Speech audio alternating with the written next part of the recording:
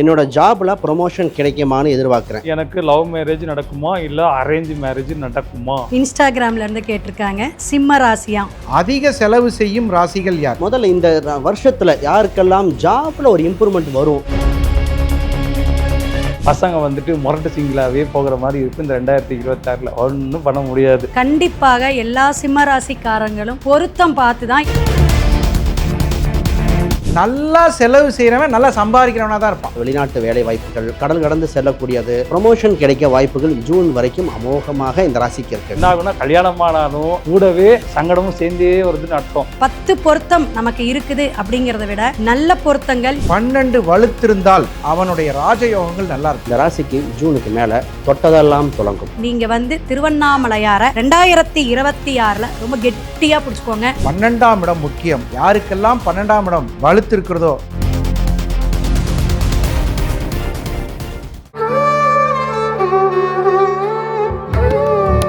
Astro Tamil அன்பு நேயர்களுக்கு வணக்கம். நம்ம சேனலை தொடர்ந்து நிறைய இன்ட்ரெஸ்டிங்கான விஷயங்கள் பார்த்துருக்கோம். ஸோ இன்றைக்கி நம்ம என்ன பார்க்க போகிறோம் அப்படின்னு பார்த்தீங்கன்னா, நிறைய நம்ம கமெண்ட்ஸில் பார்த்தீங்கன்னா உங்களோட கேள்விகளை கொடுத்துட்டே வரீங்க இல்லைங்களா? ஸோ அதிலிருந்து ரேண்டமாக செலக்ட் பண்ணி இதில் 2026ல் சம்மந்தப்பட்ட கேள்விகள் போட்டு வச்சுருக்கோம். ஸோ நம்ம அஸ்ட்ராலஜர்ஸ் கிட்ட ரேண்டமாக இதிலிருந்து ஒரு கொஷனை எடுத்து படிக்க சொல்லி அதுக்குண்டான பதிலை கேட்டு தெரிஞ்சுக்கலாம். ஸோ இதில் உங்களோட கொஷன்ஸ் இருக்கா அப்படின்னு சொல்லி பார்க்கலாமா? ஸோ இந்த செக்மெண்ட்குள்ளே போகிறதுக்கு முன்னாடி நம்ம அஸ்ட்ராலஜர்ஸை முதல்ல வரவேற்றலாம். ஜெனட்டிக் அஸ்ட்ராலஜர் ஸ்ரீ சுபம் விஜய் சார் அவர்கள், ஜோதிட கலாநிதி ஆஸ்ட்ரோ கார்த்திக் பாபு அவர்கள், சிவவாக்கு ஜோதிடர் கிருஷ்ணவேணி அவர்கள், நல்ல நேரம் நாகராஜ் அவர்கள். முதல்ல சுபம் விஜய் சார், உங்களுக்கு உண்டான கேள்வி எடுத்து அதற்குண்டான பதிலை சொல்லுங்கள். அஸ்ட்ரோ தமிழா நேயர்கள் அனைவருக்கும் வணக்கம். அதாவது அஸ்ட்ரோ தமிழா நேயர் பார்த்தீங்கன்னா புதுமைக்கும் நேர் விருப்பத்துக்கும் பஞ்சம் இல்லை. ரைட், கேள்வி என்னென்னா இன்ஸ்டாகிராமில் வந்திருக்கு. என்னோட ஜாபில் ப்ரொமோஷன் கிடைக்குமான்னு எதிர்பார்க்குறேன். இந்த 2026 கிடைக்குமா? முதல்ல இந்த ராசி பற்றி பேசுறதுக்கு முன்னாடி இந்த நேரத்தில் முதல்ல இந்த வருஷத்தில் யாருக்கெல்லாம் ஜாபில் ஒரு இம்ப்ரூவ்மெண்ட் வரும் அப்படின்னு ஒரு அம்சம் இருக்கிறது. முதல்ல ஜூன் முன்னாடி வரைக்கும் ரிஷபராசி அன்பர்களுக்கு அமோக வாய்ப்புங்க. ஏன்னா அவங்க ராசிக்கு 6ஆம் இடத்தை குருபலம் நடக்குது. வேலை என்றால் 6வது சர்வீஸ் செக்டார் சொல்லுவோம். இப்போ அந்த இடத்துல குருபலம் வருகின்ற காலகட்டத்தில் ரிஷபராசி அன்பர்களுக்கு ரொம்ப பிரமாதமாக இருக்கிறது. அதனால் இந்த நேரத்தில் ஒரு வேலையை விட்டு இன்னொரு வேலையை சர்ச் பண்ணலாமா அப்படிங்கிறத விட இருந்துக்கிட்டே சர்ச் பண்ணுறது ரொம்ப சேஃபாக இருக்கும். ஏன்னா அவங்க 4ஆம் இடத்துல கேது பகவான் இருக்கிறார். கேதுங்கிறது 4ஆம் இடம் அமர்கின்ற பொசிஷனை மீன் பண்ணும். அதனால் அதோட பார்வையும் அங்கே இருக்கிறனால வெளிநாட்டு வேலை வாய்ப்புகள், கடல் கடந்து செல்லக்கூடியது, ப்ரொமோஷன் கிடைக்க வாய்ப்புகள் ஜூன் வரைக்கும் அமோகமாக இந்த ராசிக்கு இருக்குது. அடுத்தது மிதுன ராசி. மிதுன ராசிக்கு பார்த்திங்கன்னா உங்கள் ராசிக்கு 6ஆம் இடத்த குருபலம் பார்க்குது. அப்போ உச்சம் பெற்ற குரு உங்கள் ராசிக்கு செவ்வாய் வீட்டை பார்க்குற காலகட்டத்தில் இந்த ஜூனுக்கு மேலே தான் இந்த ராசிக்கு அதிக வாய்ப்புகள் இருக்கின்ற காலகட்டத்தில் இந்த வேலை சம்மந்தப்பட்டது பிரமாதமாக இருக்கிறது. இந்த ராசி ஒன்றே ஒரு முயற்சி செய்தே ஆகணும். செவ்வாய் தான் அதிபதியாக இருக்கிறனால திருச்செந்தூர் கோயிலுக்கு ஒரு முறை சென்று வந்து விட்டீங்க அப்படின்னா இந்த அருமையாக வேலை வாய்ப்புகள் இருக்கும். உங்களுக்கு வேலை கிடைக்குமா அப்படின்னா முதல்ல சாதாரண வேலையாக தான் இருக்கும். போக போக தான் பெரிய வேலையாக மாறும். ஏன்னா மிதுனம்ங்கிறது ஸ்டார்டிங்கில் லோயர் லெவலில் தான் இருக்கும். இப்போ அம்மையார் ஜெயலலிதா அவங்கள ஒரு எக்ஸாம்பிள் சொல்லுவோம். முதல்ல கட்சியில் இருந்தாங்க, அப்புறம் மினிஸ்டர் ஆனாங்க, அப்புறம் நாட்டுக்கே சிஎம் ஆனாங்க. அது மாதிரி ஸ்டார்டிங்லேருந்து வரும். அதனால் சின்ன கவர்மெண்ட் எக்ஸாம் ட்ரை பண்ணுறீங்கன்னா முதல்ல குரூப் 4 எக்ஸாம் செலக்ட் பண்ணிடுங்க. அதுக்கப்புறம் படிப்படியாக மேலே போக வாய்ப்புகள் அதிகமாக இருக்கிறது இந்த ராசிக்கு. அடுத்து நாம் துலாம் ராசிக்கு சொல்லுவாங்க. துலாம் ராசிக்கு இந்த ராசிக்கு ஜூனுக்கு மேலே தொட்டதெல்லாம் தொடங்கும். ராசிக்கு பார்த்திங்கன்னா 2ஆம் இடம் 4, 6 குருபலம் வந்தாச்சு. அப்போ இந்த 2026 இந்த ராசிக்கு ஜூனுக்கு மேலே கண்டிப்பாக, அதாவது நிச்சயமாக கிடைக்கக்கூடிய அம்சம் இருக்குது. 6ல் சனி இருக்க, சனி தாங்க வேலைக்காரங்க. ஆனால் என்ன வேலையில் கொஞ்சம் கடுமையாக இருக்கிற மாதிரி, சம்பளங்கள் ஏற்றத்தாழ்வுகள் இருக்கிற மாதிரி இருக்கும். ஃபஸ்ட்டு கிடைக்கிறதுல ஜாயின் பண்ணிடுங்க. பின்னர் வளர்ச்சி வாய்ப்புகள் அமோகமாக இருக்கும்போது மாற்று கருத்து இல்லை. இதை நீங்கள் தவிர்த்துட்டிங்கன்னா தான் வாய்ப்புகள் ரொம்ப குறைஞ்சிரும். அப்போ நிச்சயமாக ட்ரை பண்ணிடுங்க. இந்த இன்னொரு ராசி இருக்குது, அது கன்னி ராசி. கன்னி ராசிக்கு நிறைய பேர்த்துக்கு வேலை போயிடுச்சு, வேலை கிடைக்குமா, கடன் இருக்குது. அப்போ இந்த நேரத்தில் வேலை கிடைச்சா நல்லாயிருக்கும், வேலை மாற்றம் பண்ணால் நல்லாயிருக்கும்னு உங்கள் ராசி 6ஆம் இடத்துல ராகு பகவான் சஞ்சாரம் செய்கின்ற காலகட்டத்தில் வேலையில் நிறைய புரட்சிகள், நிறைய காம்படிஷன் இருக்குது. முதல்ல பைரவர் வழிபாடு. இந்த ராசி வழிபட்டாலே தொந்தரவு கொடுக்குறாங்க. எதிரி யார், நண்பர் யார், வேலை செய்யும் இடத்துல தொந்தரவு என்ன அப்படின்னு தெரிஞ்சிடும். அடுத்து நிச்சயமாக ப்ரொமோஷன் கிடைக்க வாய்ப்பு உண்டு. ஆக இந்த ராசிகளுக்கு ப்ரொமோஷன் அதிக வாய்ப்புகள் இருக்கிற காலகட்டத்தினால நிச்சயமாக இதை நீங்கள் பயன்படுத்தி ஆகணும். இதற்கு பொதுவாக வேலையில் ப்ரொமோஷன் பொதுவாக கிடைக்கக்கூடிய ஒரே ஒரு அம்சம் உங்கள் 6ஆம் இடம் என்னவோ அந்த இதை வலுப்படுத்தினாலே போதும். 6-11 தொடர்பு பெற்றால் வேலையில் ப்ரொமோஷன் நிச்சயமாக உண்டு.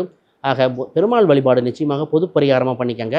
மாற்றம் உங்களுக்கு வாழ்வில் ஏற்றத்தை கொடுத்தே தீரும். கார்த்திக் பாபு சார், இந்த முதல் சுற்றுல உங்களுக்கான கேள்வி இந்த பவுலில் இருக்குது. ஸோ அதுலேருந்து எடுத்து பதில் சொல்லுங்கள். நான் கன்னிராசி, எங்கள் வீட்டில் ரொம்ப ஸ்ட்ரிக்டாக இருக்காங்க. எனக்கு லவ் மேரேஜ் நடக்குமா இல்லை அரேஞ்ச் மேரேஜ் நடக்குமா அப்படின்னு கேட்டிருக்காங்க. சூப்பர் கேள்வி. கன்னிராசியில் ஃபஸ்ட்டு சுக்கிரன் நீசம், சரிங்களா? அப்புறம் எங்கே லவ் மேரேஜ் நடக்கிறது? வாய்ப்பு ரொம்ப கம்மி. அடுத்தது இப்போ கோச்சார ரீதியாக வந்துட்டு பார்த்தீங்கன்னா உங்களுக்கு இந்த கண்டகசனி காலகட்டம் அப்படிங்கிறது ஓடிட்டு இருக்குது. கண்டகசனி காலம் ஓட்டத்தில் வந்துட்டு நீங்கள் போய் காதலனை தேடியோ காதலை தேடி போனீங்கன்னா நீங்கள் என்ன ஆவீங்க? தேவதாஸ் மாதிரி தான் ஆவீங்க, பார்வதி மாதிரி தான் ஆவீங்க. அதனால லவ் மேரேஜ் செட் ஆகிறது ரொம்ப வாய்ப்பு கம்மி. பசங்க வந்துட்டு முரட்டு சிங்கிளாகவே போகிற மாதிரி இருக்கும் இந்த 2026. ஒன்றும் பண்ண முடியாது. அப்போ அரேஞ்ச் மேரேஜ் நடக்குமா அப்படின்னு கேட்டிங்களா? அரேஞ்ச் மேரேஜ் நடக்கும். ஆனால் வந்து பார்த்தீங்கன்னா அதுலேயும் சில பல சிக்கல்களை சந்தித்து வச்சு தான் நடக்கும். அதாவது கல்யாணமாகவே வந்து பார்த்தீங்கன்னா ஃபஸ்ட்டு வந்துட்டு வாழ்க்கையில் வந்துட்டு கலஸ்திரஸ்தானம் 7ஆம் இடத்துல சனிபகவான் உச்சம் ஆகுறாரு. உங்கள் கன்னிராசிக்கு 5-6 கூடவே சனிபகவான். அப்போ என்ன ஆகுனா கல்யாணமானாலும் கூடவே சங்கடமும் சேர்ந்தே வருதுன்னு அர்த்தம். ஏன்னா அடுத்தது அஷ்டம சனி வருது 2027க்கு அப்புறம். சனிபகவான் வந்துட்டு வர்றாரு. அப்போ என்ன பண்ணார்? ஒரு 8லேயே போய் உச்சமாவார், 8ல் நீசமாவார். அப்போ என்ன ஆகும்?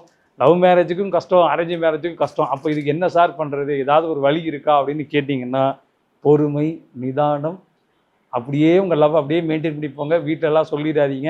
கல்யாணம்னு கேட்டாம்மா மேலே படிக்கணுமா, நிறைய வேலை பார்க்கணுமா, அப்படி இப்படின்னு நீங்கள் டியூட்டி ஓரியன்டாகவே கதை அடிச்சிட்டே போனீங்கன்னா கண்டிப்பாக உங்களோட லவ் வந்துட்டு சக்ஸஸ் ஆகிறதுக்குண்டான வழிகள் வந்துட்டு கண்டிப்பாக தென்படும். இப்போ இதில் வந்துட்டு ஒரு 2-3 செக்மெண்டேஷன் இருக்குது. இந்த காலேஜ் படிச்சுக்கிட்டே லவ் பண்ணுற ஒரு குரூப் இருக்கும். அந்த குரூப்பில் என்ன பண்ணிங்கன்னா முதல்ல உங்கள் படிப்பை மட்டும் கவனிங்க, ஓகேங்களா? லவ் எல்லாம் அப்புறம் பார்த்துக்கலாம். அதுக்கப்புறம் வேலைக்கு போய்கிட்டே லவ் பண்ணுற குரூப் ஒன்று இருக்கும். அந்த குரூப்பில் என்ன பண்ணுவோம்? ஃபஸ்ட்டு வேலையை மட்டும் முதல்ல லவ் பண்ணுங்கள், அப்புறம் வந்துட்டு லவ்வரை அப்புறம் தனியாக லவ் பண்ணிக்கலாம், சரிங்களா? ஸோ அதனால் அதை மட்டும் ஒழுங்காக ஃபாலோ பண்ணுங்கள். அடுத்து 3வது கேட்டகரி இருக்கும். இது கொஞ்சம் டேஞ்சரான கேட்டகரி. அதாவதுன்னா இவங்க வந்துட்டு லவ் மேரேஜ் எல்லாம் முடிஞ்சிருக்கும், இன்னொரு லவ் புதுசாக ஸ்டார்ட் ஆகிருக்கும், ஓகேங்களா? ஏன்னா சுக்கிரன் வந்துட்டு அப்போ வந்து உச்சம், அப்போ வந்து ஆட்சி, இந்த மாதிரி அமைப்புலாம் போவார். அப்போ திடீர்னு ஒரு காதல் உருவாகிடும். இது வந்து வீட்டில் இருந்தால் செம்மையாக அடி விழுவும். அதனால் 2வது லவ் மேரேஜுக்கெல்லாம் பிளான் பண்ணாதீங்க. கண்டிப்பாக வந்து ஃபெயிலியர் தான் ஆகும். ஸோ பார்த்து பத்திரமா இருந்துக்கோங்க. லவ் மேரேஜ் நடக்கிறதுக்கெல்லாம் வாய்ப்பு இல்லை. அரேஞ்ச் மேரேஜ் நடக்கிறதுக்கும் ஒரு 2 வருஷம் ஆகும். அது வரைக்கும் நீங்கள் உண்டு, உங்கள் வேலை உண்டு இருந்தீங்கன்னா நல்லா இருப்பீங்க. கிருஷ்ணவேணி மேடம், இந்த சுற்றோட முதல் கேள்வி உங்களுக்கு இந்த பவுலில் இருக்க, எடுத்து அதற்குண்டான விடையை சொல்லுங்கள். வாழ்க வளமுடன், வாழ்த்துக்கள். இன்ஸ்டாகிராம்லேருந்து கேட்டிருக்காங்க. சிம்ம ராசியாம். 4-5 வருஷமாக நானும் மேரேஜ் லைஃப்பில் நிறைய பிரச்சனை இருக்குது. இந்த வருஷமாச்சு இந்த பிரச்சனையெல்லாம் சால்வ் ஆகுமா அப்படின்னு இவங்க கேட்ட கமெண்ட் இப்போ கேட்டவங்களுக்கு வாழ்த்துக்கள்ங்க. பொதுவாக எல்லா சிம்ம ராசிக்குமே நம்ம இந்த மேரேஜ் விஷயம் பேசியலாம். இப்போ சிம்மம் அப்படின்னா காலசக்கரத்துக்கு 5வது பாவகம் ரொம்ப சிறப்பு. சூரியன் வந்து ஆட்சி வீடாக இருக்கக்கூடிய அமைப்பில் உங்களுக்கு எப்பயுமே ஒரு கெத்து தாங்க.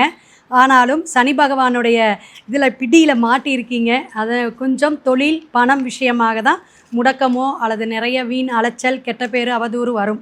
ஆனால் திருமணம் அப்படின்னா இதுக்கும் வந்து நம்ம அஷ்டமத்து சனி அப்படிங்கிறத கவனமாக பார்த்துக்கணும். கண்டிப்பாக எல்லா சிம்மராசிக்காரங்களும் பொருத்தம் பார்த்து தான் எடுக்கணும் அப்படிங்கிறத நீங்கள் நினைவில் வச்சுக்கணும். ஏன்னா இந்த பேர் வந்து அமையிறது உங்களுக்கு பூரம், மகம், பூரம், உங்களுக்கு 2 நட்சத்திரமும் கொஞ்சம் வேகமானது. அதே உத்திரம் 1ஆம் பாதம் அப்படிங்கும்போது கொஞ்சம் அதிவேகம் இருக்கும்னு வச்சுக்கோங்களேன். அப்போ இந்த எல்லா நட்சத்திரமே உங்களுக்கு இந்த சிம்மம் அப்படிங்கும்போது அந்த ஆதிக்கத்தோட தொழில் சார்ந்து, அரசியல் சார்ந்து ஒரு நிர்வாகத்தன்மை அப்படிங்கிற எண்ணங்கள் தான் நிறையா இருக்கும். அப்போ இந்த ஃபேமிலி லௌவீக வாழ்க்கை அப்படிங்கும்போது உங்களுக்கு விட்டு கொடுத்து போகக்கூடியவங்க, உங்களுக்கு நெளிவு சுழிவோட ஒரு சமையலில் வேறு விஷயத்தில் சப்போர்ட் பண்ணக்கூடியவங்களாக தான் எதிர்பார்ப்பீங்க. ஏன்னா அந்த மாதிரி மனுஷன் மாட்டினா தான் உங்களை வழி நடத்த முடியும். ஸோ இந்த அஷ்டமத்து சனி இருக்கிறனால பாடாப்படுத்துது அப்படிங்கிற அமைப்பில் பொருத்தம் பார்த்துக்குங்க. 10 பொருத்தம் நமக்கு இருக்குது அப்படிங்கிறத விட நல்ல பொருத்தங்கள் 7 பொருத்தம் இருக்கா உங்கள் லக்ன ராசிக்கான இந்த சுக்கிரனும் சூரியனும் வரக்கூடிய பேரில் நல்ல அமைப்பில் இருக்கான்னு பாருங்கள். அப்போ தான் அவங்க தான் உங்களுக்கு அனுசரித்து போக முடியும். அப்போ 2ஆம் பாவகமான புதன் அப்படிங்கிறதும் 7ஆம் இடத்தை சனி பகவான் அப்படிங்கிற இடத்த நீங்கள் கண்டிப்பாக ஆக்டிவேட் பண்ணிக்கணும். உங்களுடைய ஜனன ஜாதகத்தில் அது எப்படி இருக்குது, சனி பகவான் 7ஆம் பாவகம் எப்படி இருக்குங்கிறத கணக்கில் எடுத்துகிட்டு தான் இதுக்கான பலாபலன் நம்ம முழுமையாக சொல்ல முடியும்.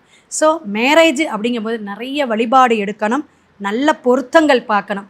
அப்போ சிம்மராசி ஆக நான் இருக்க நீங்கள் கண்டிப்பாக திருவண்ணாமலையில் குபேரலிங்கம் அப்படிங்கிற ஒரு லிங்கம் இருக்குது, அவங்கள நீங்கள் போய் வழிபாடு எடுங்க.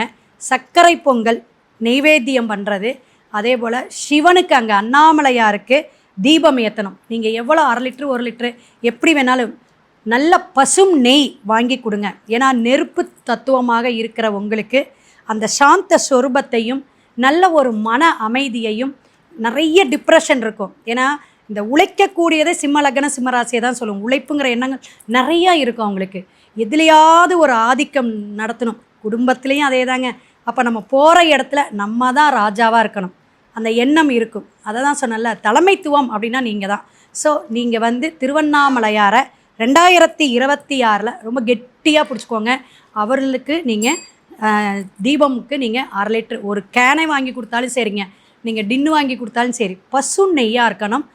அதை வாங்கி குடிக்கக்கூடிய நாள் அப்படின்னு பார்த்தீங்கன்னா, நீங்கள் குருவாகிய இருக்கக்கூடிய வியாழக்கிழமை குரு ஓரையில் போயிட்டு வழிபாடு எடுத்து நீங்கள் கொடுங்க. சித்தர் வழிபாடு அங்கே இருக்கிற நீங்கள் பாத யாத்திரையாக கிரிவலம் வரும்பொழுது ரொம்ப சிறப்பாக இருக்கும். ஏன்னா அத்தனை லிங்கமும் பார்க்குறீங்க, அங்கே இருக்கிற ரிஷி தவமாக இருந்தக்கூடிய சித்தர்களுடைய அனுகிரகம் உங்களுக்கு கிடைக்கும்.